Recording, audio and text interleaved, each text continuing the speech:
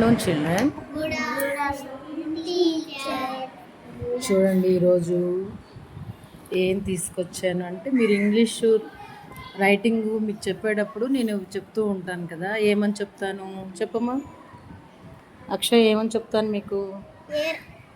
ఏ రాసేటప్పుడు 2 లైన్స్ రాయాలి teacher. B రాసేటప్పుడు 2 లైన్స్. సి రాసేటప్పుడు ఇక్కడ ఉన్న ఏబిసిడీలు ఇవేంటి? Big letters. A to Z big letters అంటే ఇవి అన్నమాట. స్టార్టింగ్ చూడండి, ఇవన్నీ బిగ్ లెటర్స్ అంటాం కదా. ఇవన్నీ ఏ టు జెడ్ వరకు కూడా 2 లైన్స్లో రాయాల్సిన లెటర్స్. ఏ 2 లైన్స్?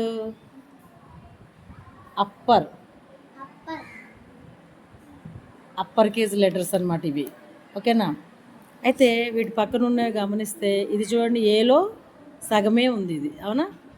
అంటే ఏంటి? ఇది పై 2 లైన్స్ అనుకుంటే ఇది మిడిల్ లైన్లో మాత్రం వస్తుంది. ఈ బీని గమనించండి, ఇది పై 2 లైన్స్ అనుకుంటే ఇది కూడా పై 2 లైన్స్ వస్తుంది. సీని గమనించండి, బిగ్ సి పై 2 లైన్స్ ఉంటే స్మాల్ సి ఎలా ఉంటుంది? ఓన్లీ మిడిల్ లైన్లో మాత్రమే వస్తుంది. ఈ D, big D, small D 2 కూడా సేమ్ పై 2 లైన్స్లో వస్తాయి. బిగ్ ఈ పై 2 లైన్స్లో వస్తే ఈ ఏమో మిడిల్ లైన్లో వస్తుంది. స్మాల్ ఈ మిడిల్ లైన్లో వస్తుంది.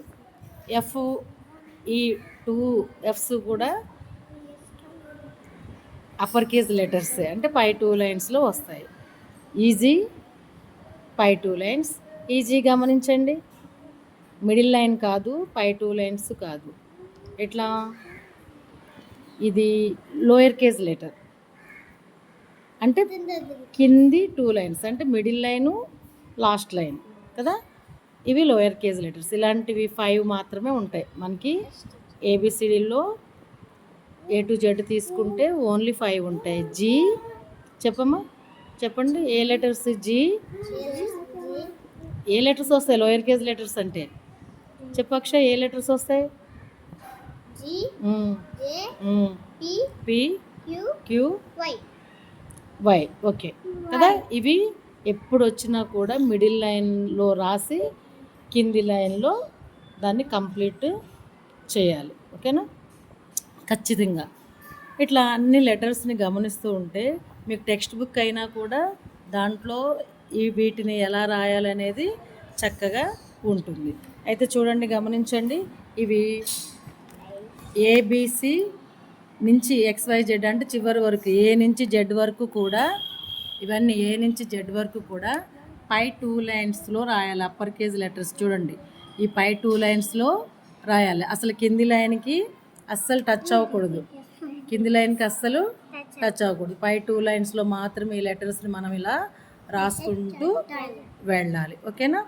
అయితే బిగ్ లెటర్స్ అన్నీ, బిగ్ ఏబిసి అన్నీ కూడా పై 2 లైన్స్ అంటే అప్పర్ కేజ్ లెటర్స్. ఇవన్నీ కూడా ఏది కూడా కింది లైన్కి రాదు. కానీ స్మాల్ ఏబిసి ఉంటాయి కదా, ఇవి 3 టైప్స్ ఉంటాయి. ఎట్లా అంటే అప్పర్ కేజ్ లెటర్స్, మిడిల్లో రాయాల్సిన లెటర్స్, లోయర్ కేజ్ లెటర్స్.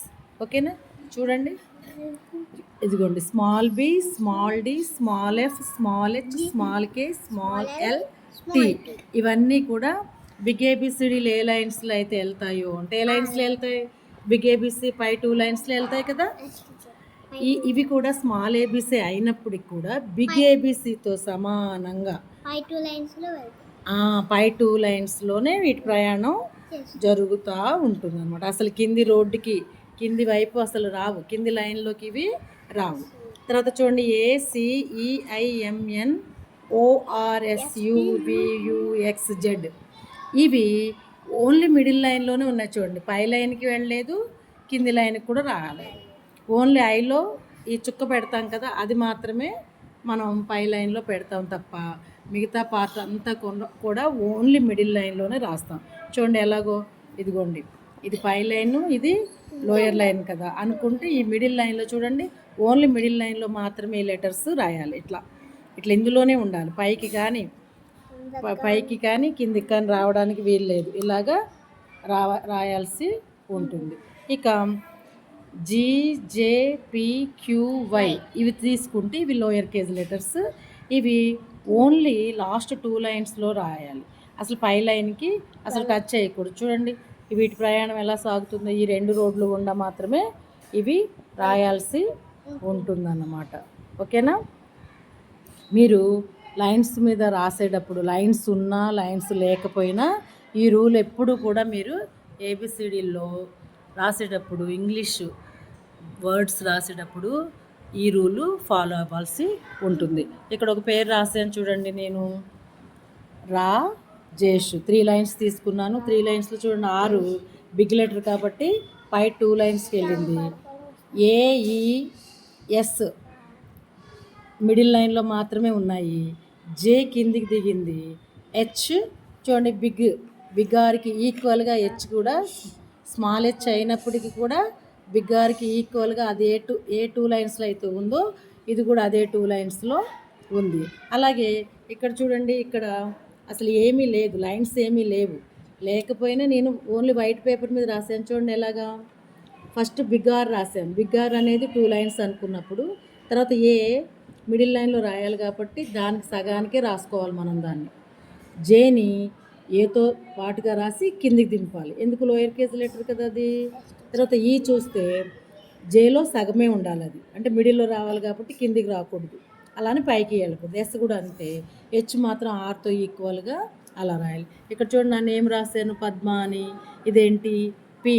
మన నేమ్స్ రాసేటప్పుడు ఫస్ట్ పి క్యాపిటల్ రాయాలి కాబట్టి నేను క్యాపిటల్ లెటర్ రాయాలి కాబట్టి పి పై 2 లైన్స్ రాశాను, ఏ మిడిల్ లైన్ రాశాను, డి పై 2 లైన్స్ రాశాను, ఎం మిడిల్ లైన్ రాశాను, ఏ కూడా మిడిల్ లైను రాశాను. ఇలాగా మనము చూసుకుంటూ అసలు లైన్స్ ఉన్నా లైన్స్ లేకున్నా ఇది రూల్ పాటించాలి. లైన్స్ లేనప్పుడు ఏం చేయాలి, ఫస్ట్ రాసిన లెటర్ని బేస్ చేసుకొని మనము A to Z రాయాల్సి ఉంటుంది. బిగ్ ఏబీసీకి ఏ ప్రాబ్లం ఉండదు పై 2 లైన్స్ కాబట్టి. కానీ స్మాల్ ఏబీసీ రాసేటప్పుడు మనం ఏం చేయాలి, మనం దాన్ని గుర్తుపెట్టుకొని ఖచ్చితంగా రాయాల్సి ఉంటుంది. Well done children, well done.